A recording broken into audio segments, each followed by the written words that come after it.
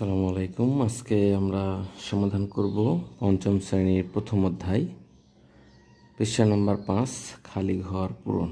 যে অঙ্কগুলো করতে একটু অসুবিধা হয় সেটা নিয়ে আজকে আমরা সমাধান করব। আমরা এখানে দেখতে পাচ্ছি 3 অঙ্ক বিশিষ্ট সংখ্যাকে 3 অঙ্ক বিশিষ্ট সংখ্যা দ্বারা গুণ, অর্থাৎ গুণ্য 3 অঙ্ক বিশিষ্ট, গুণক 3 অঙ্ক বিশিষ্ট। 3 অঙ্ক বিশিষ্ট গুণক 3 ধাপে হয়ে থাকে সাধারণত আমরা জানি। এই জন্য আমাদেরকে এখানে খেয়াল করতে হবে যে কোন সংখ্যাগুলো দ্বারা গুণ করা আছে। 8 দিয়ে গুণ করে, অর্থাৎ গুণ্যকে 8 দিয়ে গুণ করে এই প্রথম যে লাইন আছে সেই গুণফলগুলো আসবে।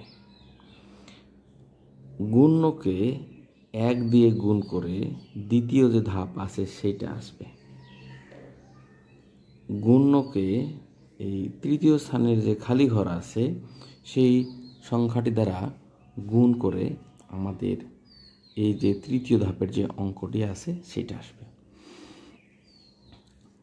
তাহলে এখানে একটা বিষয় খেয়াল করতে হবে, বা আমরা সাধারণত জানি 1 দিয়ে যে কোনো সংখ্যাকেই গুণ করা যাক না কেন তার গুণফলটা ওই সংখ্যাটি হয় বা আসে। আমরা 8 দিয়ে যদি গুণ করার চেষ্টা করি একক স্থানীয় অঙ্ক, এটাতে কত বসবে সেটা বোঝা একটু মুশকিল বা কঠিন। সেটা ধারণা করে দ্বিতীয় ঘরে যে সংখ্যাটা থাকবে সেটার গুণফল এখানে আমাদের বসবে। তো এই জন্য 8 দিয়ে এমন একটা সংখ্যাকে গুণ করব যে সংখ্যা দিয়ে গুণ করলে একক শ্রেণীর অঙ্কটি 4 হয়। তো সেক্ষেত্রে আমাদের 8-এর ঘরের নামতাটা পড়তে হবে। 8 একে 8 8 দ্বিগুণ 16, 3 8 24। 3 এবং 8 গুণ করলে 3 এবং 8 গুণ করলে 24 হয়, যার একক স্থানীয় অঙ্কটি 4। তো এখানে 4 হতে পারে, এমনও হতে পারে 8-এর সঙ্গে 8 গুণ করলে 64 হচ্ছে, সে একক স্থানীয় অঙ্কটি 4। এই দুইটার মধ্যে যে কোনোটা হতে পারে। এই যে স্থান, এই স্থানের যে কোনোর মধ্যে 3 এবং 8 হতে পারে। তো এইভাবে চিন্তা করাটা একটু কঠিন বিষয় হয়ে যায় আমাদের জন্য। তাহলে কি করতে পারি? সহজভাবে যদি আমরা বলতে চাই তাহলে 1 দিয়ে যখন আমরা গুণ করব সেটা আমাদের জন্য সহজ হয়। তো 1 দিয়ে একক স্থানীয় অঙ্কটিকে যদি আমরা গুণ করি তাহলে এই অংশটিতে বসবে।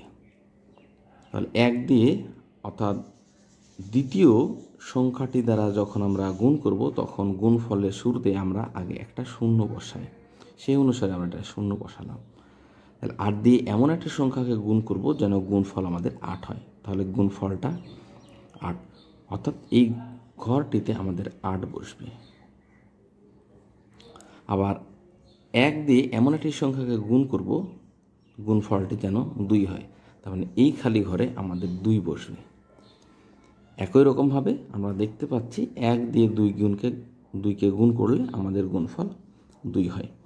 তাহলে এই সংখ্যাটি আমরা এখানে লিখে দিলাম। এইবার যদি আমরা এই 8 দিয়ে এই গুণ্য যে সংখ্যাগুলো আছে বা পেলাম 2, 2, 8, এইগুলোকে গুণ করলে গুণফলগুলো এখানে আমরা বসবো। তাহলে আমরা আগে ধারণা করেছিলাম যে এই খালি ঘরে 3 বসতে পারে অথবা 8 বসতে পারে, কারণ 3 8 24 একক স্থানীয় অঙ্কটি 4, সে অনুসারে 4 বসতে পারে। 8 8 64 একক স্থানীয় অঙ্কটি 4, সে অনুসারে আমাদের এখানে 4 বসতে পারে। তো যেহেতু আমরা পেয়ে গেছি সংখ্যাটা, তাহলে 8 দিয়ে 8কে গুণ করলে 8 8 64 4, হাতে থাকবে আমাদের 6, 8 2 16 আর 6 17 18 19 20 21 22, 22-এর 2 হবে এখানে, হাতে থাকবে 2, 8 2 16 আর 2 18, সে অনুসারে এখানে আমাদের 18 দেওয়া আছে। এইবার আমরা আগেই দ্বিতীয় যে স্থানের অঙ্ক সেটাতে গুণ করে নিয়েছি। তৃতীয় স্থানের যে খালি ঘর আছে সেই খালি ঘরের অঙ্ক দ্বারা গুণ্যকে গুণ করার জন্য আমাদের আগেই 2টা শূন্য দিতে হবে, কারণ এটা একক, দশক, শতক। শতক স্থানের জন্য আমরা এখানে 2টা শূন্য দেই। একক স্থানের জন্য আমরা এটাকে একটা, দশক স্থানের জন্য আমরা এখানে 10-এর জন্য একটা আমরা শূন্য ব্যবহার করে থাকি। খেয়াল করলে দেখব এইখানে যে গুণফলটা বের হয়েছে দুইটা শূন্য বাদ দিয়ে, সেটা হচ্ছে 1, 8, 2, 4, যেটা প্রথম যেই সংখ্যা দিয়ে আমরা গুণ করেছি 8 দিয়ে গুণ করে পেয়েছি ঠিক সেই সংখ্যার অনুরূপ। তাহলে আমরা বুঝে নিলাম যে এই স্থানেও আমাদের 8 বসবে। তারপরে আমরা গুণ করে দেখব, 8-এর সাথে 8 গুণ করলে 8 8 64, 4 হাত থাকবে 6, 8 2 16 আর 6 22-এর 2 হাতে থাকবে আমাদের 2, 8 2 16 17 18। এখন আমরা সহজেই এই গুণ করা শেষ, এখন আমরা যোগ করব বা যোগ করার পালা। তাহলে 4 0 0 যোগ করলে 4 হয়, 8 আর 2 10 আর 0 যোগ করলে 10-এর 0 হয়, হাতে থাকে আমাদের 1, 8 আর 2 10, 10 আর 4 14 আর হাতের 1, 15-র 5 হাতে থাকবে আমাদের 1, 1 আর 2 3, 3 আর 2 5 আর হাতের 1 6। যেহেতু আমাদের আর হাতে থাকছে না সেহেতু এই সংখ্যাটা এখানে বসে যাবে।